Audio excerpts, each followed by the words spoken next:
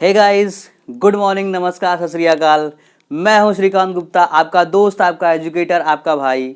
स्वागत करता हूं मेरे YouTube channel exam Shri the way of learning पर। तो जैसा कि हम लोग अभी तक देख रहे थे, मिशन एनटीपीसी को लेकर अच्छे अच्छे क्लासेस को देखा हमने, कई क्लासेस को किया। बीच में थोड़ा सा ब्रेक आया, उसके लिए मैं आप सबसे सॉरी चाहता हूँ। उसके पीछे दो कारण थे। पहला रीज़न ये था कि मेरा खुद का पेपर एनटीपीसी का था 12 तारीख को, और दूसरा रीज़न ये था कि काफ़ी दिन हो गए थे मैं अपने गांव नहीं गया था, तो गांव चला गया था। तो इसलिए थोड़ा सा आपको वेट करना पड़ा, विलम्ब हुआ क्लासेस आने में। फिर भी मैंने आपको 13 और 14 तारीख में क्लास दी। 15 और 16 तारीख में क्लास नहीं आया, और आज 17 तारीख में भी नहीं आया, लेकिन आज आपको क्लास मिल जाएगा। चलिए, कहते हैं नहीं, देर से आए तो दुरुस्त आए। तो काफ़ी दुरुस्त आने वाला हूँ मैं, क्योंकि मैं लाया हूँ आपको अपने अनुभव से अपने ही पेपर के एनालिसिस, और आने वाले फेजेस में फेज़ 2, फेज़ 3, फेज़ 4 में जो भी फेजेस होंगे उसमें कैसे पेपर रहने वाले हैं, आपकी स्ट्रेटजी क्या होने वाली है, आप कैसे पढ़ाई करेंगे कि आप अच्छा स्कोर कर पाएंगे। अभी मेरा भी अटेम्प्ट देखिएगा, एक्यूरेसी भी मैं बताऊंगा, और कहाँ पे मैंने थोड़ी सी मिस्टेक की, क्योंकि मेरे पास तो उतना प्रॉपर टाइम भी नहीं हो पा रहा था। आप लगे हैं, आपके पास टाइम होगा, आप अच्छा करके दिखाएंगे। रास्ता मैं बताऊंगा, चलना आपको है, देखना आपको है। तो चलिए, पहले तो आप देख लीजिए कि मेरा 12 तारीख को पेपर था, मैंने क्या अटेम्प्ट किया। तो 12 जनवरी को मेरा पेपर था, मैंने उसमें अटेम्प्ट किया 91 क्वेश्चन आउट ऑफ 100 मैंने अटेम्प्ट किया, और एक्यूरेसी एबव 90%, एक्यूरेसी एबव 90%। तो उम्मीद करता हूं आप इसको क्रैक करेंगे, 91 नहीं 95 करके लाएंगे, क्योंकि आपका पेपर तो और आगे है, और मैं आपको बताऊंगा कि आपको क्या पढ़ना है, क्या नहीं पढ़ना है। तो हम लोग इसको एनालिसिस करेंगे कि क्या क्या हमारे पेपर में आया था और आपके पेपर में क्या क्या आने वाला है। तो उसके लिए हम क्या करेंगे कि इसको 3 भागों में बांट लेते हैं। जो हमारा पेपर आने वाला है उसको 3 भागों में बांट लेंगे। कौन कौन सा, चलिए देखते हैं। देखिए, जब तक आप वीडियो को अंत तक नहीं देखेंगे आपको कुछ समझ में नहीं आने वाला है। तो चलिए देखते हैं क्या क्या पेपर में आ रहा है। और हाँ, वीडियो को अंत तक देखेंगे तभी आपको स्ट्रेटजी समझ में आएगी कि मैं लास्ट में क्या बताने वाला हूँ, उसको लिए आप अंत तक जरूर देखिएगा। तो चलिए देखिए, जीएस में क्या क्या पूछा जा रहा है। पहला टॉपिक जो जीएस में आपसे पूछा जा रहा है वो हेडक्वार्टर से है। हेडक्वार्टर से है, बोले तो मुख्यालय, इंटरनेशनल नेशनल मुख्यालय है। दूसरा टॉपिक आपसे पूछा जा रहा है कैपिटल, चाहे आपसे स्टेट का कैपिटल पूछा जा सकता है या फिर किसी कंट्री का कैपिटल, राजधानी से सवाल आ रहा है। तीसरा टॉपिक डेली डेली देखने को मिल रहा है, ईयर से रिलेटेड जो भी आपके स्टैटिक जीके बनते हैं वो क्वेश्चन पूछे जा रहे हैं ईयर से रिलेटेड। तीसरा, कंप्यूटर में आपसे 2 चीजें पूछी जा रही हैं। एक तो आपसे शॉर्ट फॉर्म पूछा जा रहा है, संक्षिप्त नाम क्या है किसका, और दूसरा आपसे सीधे कंप्यूटर के सवाल पूछे जा रहे हैं। जैसे एक मेरे पेपर में पूछा गया था कि कुछ, अगर आप कहीं किसी पेज पे काम कर रहे हैं, आपको दाएं शिफ्ट होना है, तो आप कौन सा की दबाएंगे। तो ऑप्शन में था CTRL L, Ctrl+L, Ctrl+R, Ctrl+ up वाला था साइन, और Ctrl+ डाउन वाला साइन था। तो ऐसे क्वेश्चंस आपसे सीधे सीधे पूछे जा रहे हैं, और कुछ संक्षिप्त नाम पूछे जा रहे हैं। साइंस के क्वेश्चन जहां तक बात किया जाए, साइंस के क्वेश्चन तो यही मान के चलिए कि जिस तरीके से आपने देखा कि पिछले साल ALP और ग्रुप डी में साइंस के क्वेश्चंस का भरमार कर दिया गया था, ऐसा कुछ नहीं है। आप एनालिसिस देख भी रहे होंगे, मैं तो खुद के अनुभव से आपको बता भी रहा हूँ कि ज़्यादा क्वेश्चन आपसे पूछे नहीं जा रहे हैं। साइंस के 2 से 3 क्वेश्चन आपके पूछे जा रहे हैं, जो कि अगर आपको आना होगा तो आ जाएगा, अब तक जो आपने पढ़ा है उसी में आ जाएगा, या फिर नहीं भी आएगा। या तो आना होगा, आ जाएगा, या फिर नहीं भी आएगा। चलिए देखते हैं। इतना आपसे साइंस में पूछे, इसमें जीएस वाले पोर्शन में आपसे पूछा जा रहा है। तो कुछ क्वेश्चन देख लेते हैं जो कि मेरे ही पेपर में आया था डायरेक्ट। पहला क्वेश्चन आपका आया था बहुरूपी गांधी, एक पुस्तक से भी सवाल आ रहा है। पहला क्वेश्चन आया था बहुरूपी गांधी पुस्तक किसने लिखा था, बहुरूपी गांधी करके क्वेश्चन था। दूसरा क्वेश्चन था, आया था आपसे ईयर से रिलेटेड, मोपला विद्रोह, क्या आया था, मोपला विद्रोह केरल वाला, ये आया था।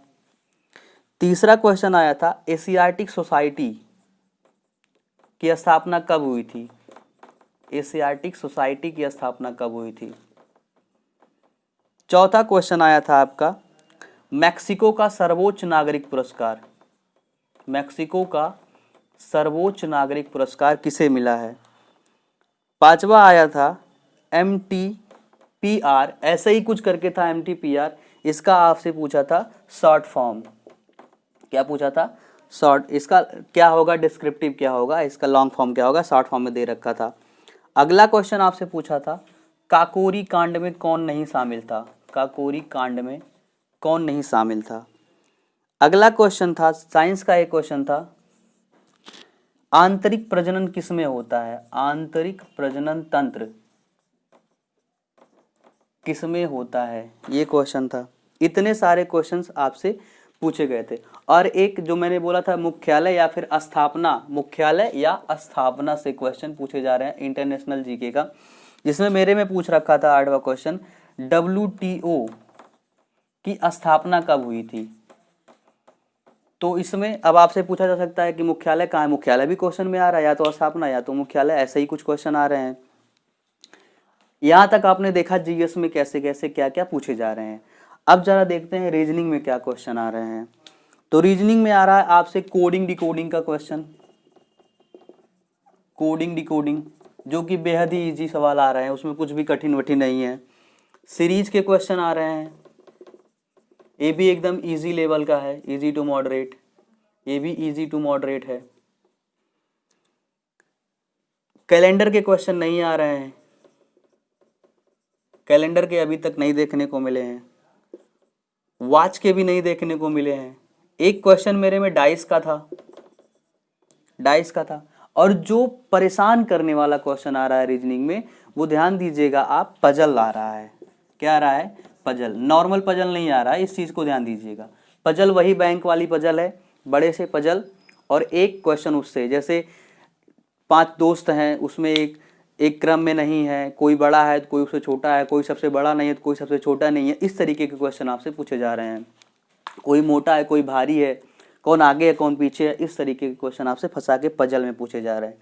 तो ये रहा आपका रीजनिंग का सेक्शन, कुछ नहीं है रीजनिंग में, जो है वो पजल में है। रीजनिंग पूरी तरह से सिमट के आके पजल पे टिकी हुई है।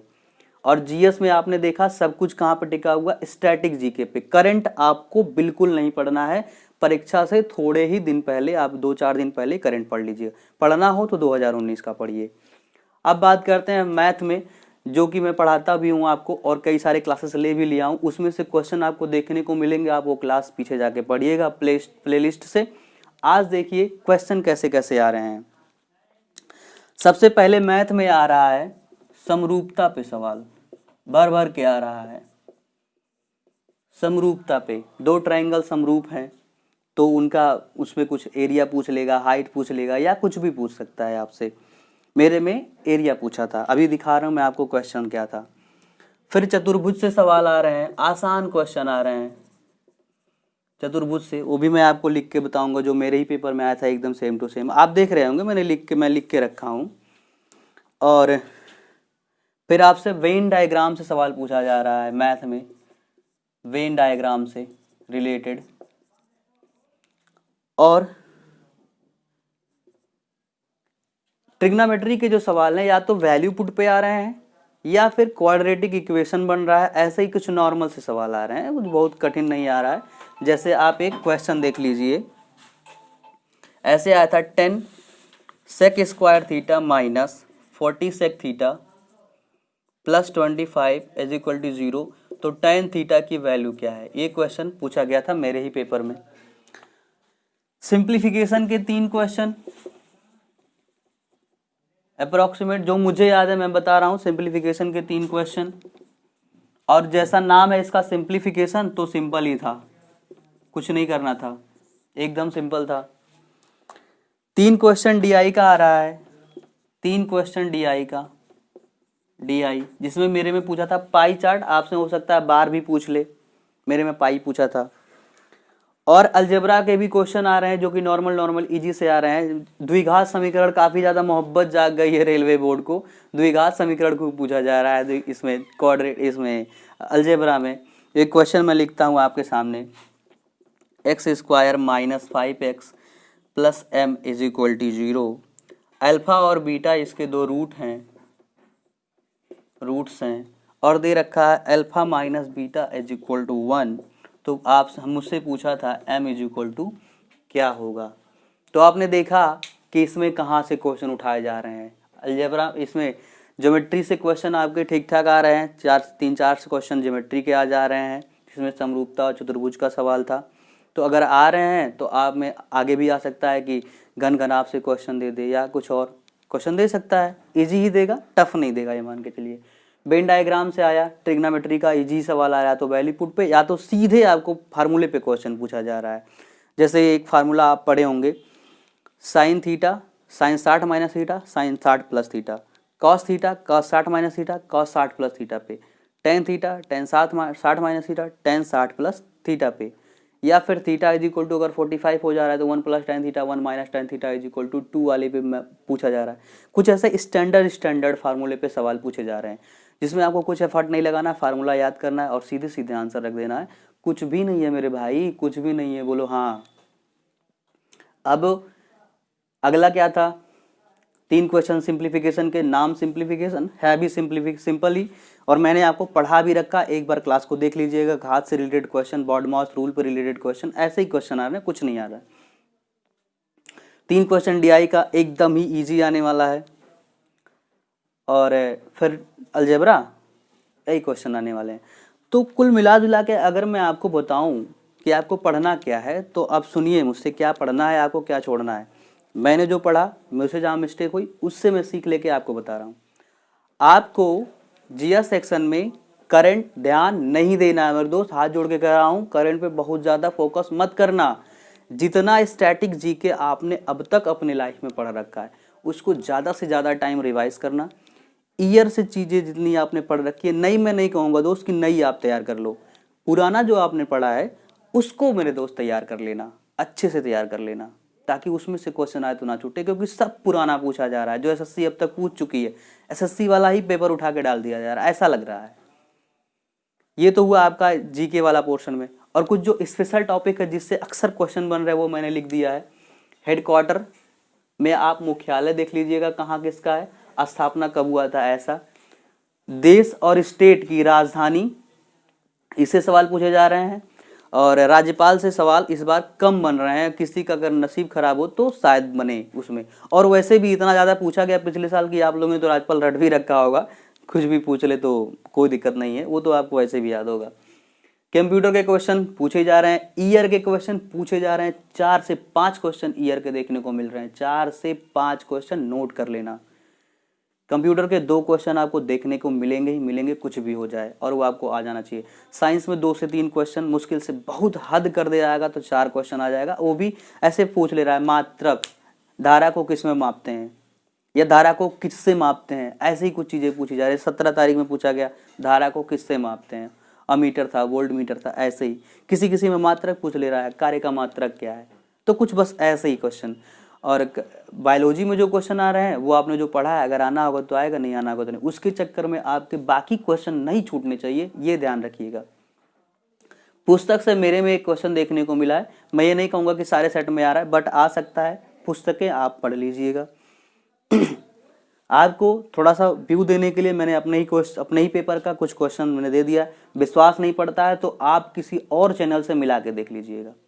रीजनिंग में यही आ रहा है, अभी जो फेज 2 चालू हुआ है उसमें भी ऐसे ही क्वेश्चन बन रहे हैं। रीजनिंग में लेवल थोड़ा सा अप हुआ है पहले के मुकाबले, जो पहले शुरू में पेपर हुए थे, और उसमें कुछ नहीं अप हुआ है, केवल पजल डाल दिया गया, उसी को आप मान लीजिए या फिर पजल मान लो भाई मेरे, तो पजल आ गया है।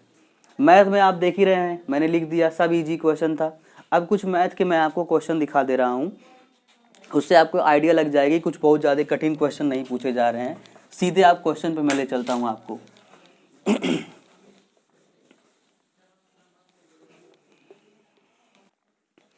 देखिए पहला क्वेश्चन जो मेरा ट्रिग्नोमेट्री का आया था, उसका ज्योमेट्री का जो आया था, समरूपता पे सवाल, वो ये था पहला question, A B C P Q R दो ट्रायंगल थे, दोनों समरूप थे, ये क्वेश्चन था। और इसमें दे रखा था A B is equal to दे रखा था 12.5 और P Q is equal to दे रखा था 10। तो मुझसे पूछा था ट्रायंगल ए बी सी अनुपाते ट्रायंगल पी क्यू आर, इनकी एरिया का अनुपात हमसे पूछा था। तो कुछ नहीं करना था, समरूप था और आप जानते हैं समरूप में ट्रायंगल का जो एरिया होता है वो साइड के स्क्वायर के बराबर होता है, ये चीज़ आप जानते होंगे। तो कुछ नहीं करना था, 125/100 ये हो जाएगा एरिया पहले का, एरिया दूसरे का।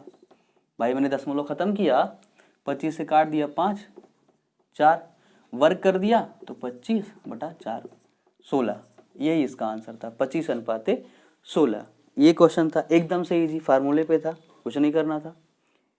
एरिया आपको याद होगा भाई, ऐसे ऐसे क्यों देख रहे हो यार, देख लो ना। एरिया जो होता है वो समरूप में साइड के स्क्वायर के बराबर होता है, यही होता है, उसी रेशियो में होता है। तो ऐसे मैंने लगा दिया। दूसरा क्वेश्चन जो मेरा पूछा था वो ये पूछा था कि एक समांतर चतुर्भुज है, सॉरी सम चतुर्भुज है, जिसका परिमाप दे रखा है 120 सेंटीमीटर, हाइट ऊंचाई दे रखा है 12 सेंटीमीटर। तो आपसे एरिया पूछा था, क्या पूछा था, एरिया। तो आप इसमें एक बेस निकाल लेंगे, 4 से भाग करा के 30, और इसका हाइट 12 दे ही रखा है, बेस इंटू हाइट कर देंगे तो क्या हो जाएगा 360, क्या हो जाएगा 360। अगला क्वेश्चन था आपका वेन डायग्राम से। ऐसे क्वेश्चन में लिख नहीं रहा हूं, बोल रहा हूं केवल कि एक परीक्षा में कुछ विद्यार्थी शामिल हुए, 2500 विद्यार्थी शामिल हुए। कितने, 2500 विद्यार्थी शामिल हुए, उसमें से 35% इंग्लिश में फेल हो गए, 35% इंग्लिश में फेल हो गए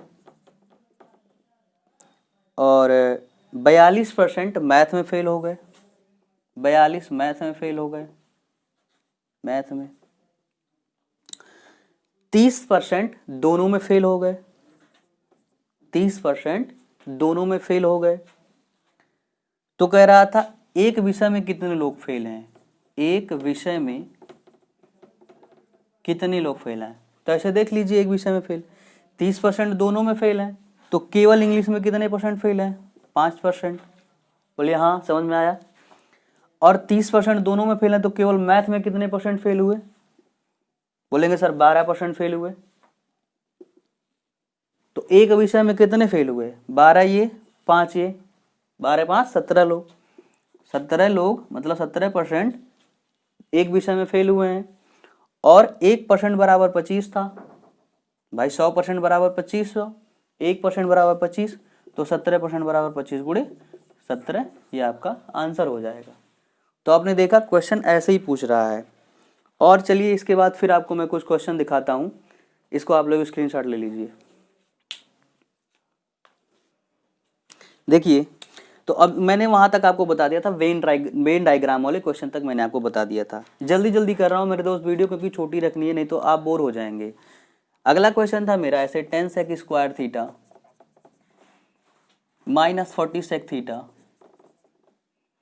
प्लस 25 इज इक्वल टू 0। तो आपसे पूछा था tan थीटा का मान, सीधे सीधे tan थीटा। तो क्या करना है यार, देखो ये द्विघात समीकरण लिखा हुआ है सीधे, अगर सेक थीटा को x मान लो तो सीधे लिखा है tan x square minus 40x plus 25 is equal to 0। हल कर देना यार, x मिल जाएगा बोले तो सेक थीटा मिल जाएगा, और सेक थीटा मिल जाएगा तो आप tan थीटा बड़े ही आराम से निकाल सकते हो। अब tan थीटा ये मत पूछना कि tan थीटा कैसे निकलेगा सर, है कि पूछोगे tan थीटा कैसे निकलेगा। सेक स्क्वायर थीटा माइनस 1 का नाम का फार्मूला कभी सुने हो, है सुने होगे, सेक स्क्वायर थीटा माइनस 1 ये होता है फार्मूला ना, निकाल पाओगे, निकाल पाओगे। तो sec square theta minus 1 formula सीधे आ जाएगा। मैंने बोला ना केवल और केवल फार्मूला बेस्ड क्वेश्चन आ रहा है, कहीं ना कहीं इस जो स्टैंडर्ड फार्मूला है ट्रिग्नोमेट्री के वही लगा के आप आंसर तक पहुंच जाओगे। अगला क्वेश्चन देखते हैं, 3 सिंप्लीफिकेशन के 3 DI के। अब मैं अलजेब्रा का क्वेश्चन बता देता हूँ। X square plus minus 5x plus m is equal to 0। Alpha beta इसके 2 रूट थे,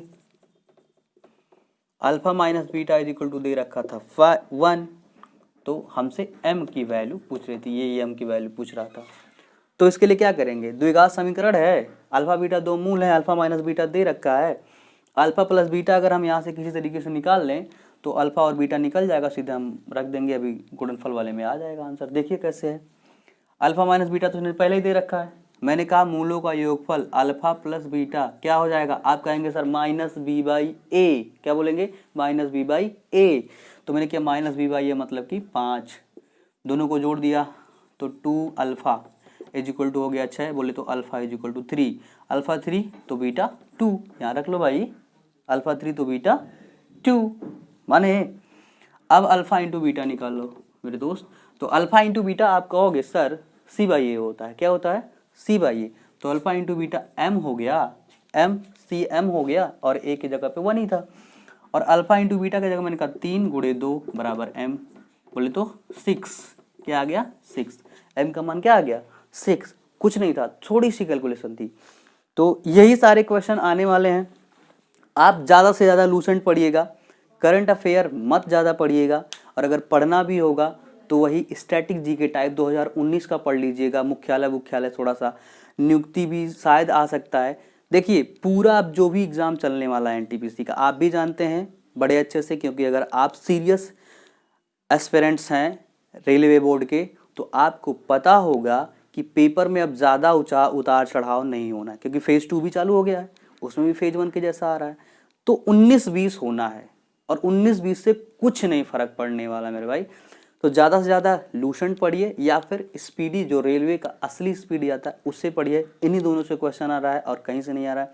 मैथ में आपको डेली एक कवर करा रहा हूँ, 2 टॉपिक कवर कराऊंगा, आप उसको पढ़िए, अभी तक जो नहीं देखा है पीछे भी जाके देखिएगा। तो उम्मीद करता हूँ ये सेशन आपको काफ़ी पसंद आया होगा, एनालिसिस मैंने अपने खुद के पेपर का अपने अनुभव से कराया है, तो उम्मीद है अच्छा ही होगा। वीडियो को पूरा देखने के लिए धन्यवाद, जुड़े रहिए मेरे साथ, और 90+ करके आपको आना है। चलिए मिलते हैं अगले सेशन में, तब तक के लिए बाय बाय, नमस्कार।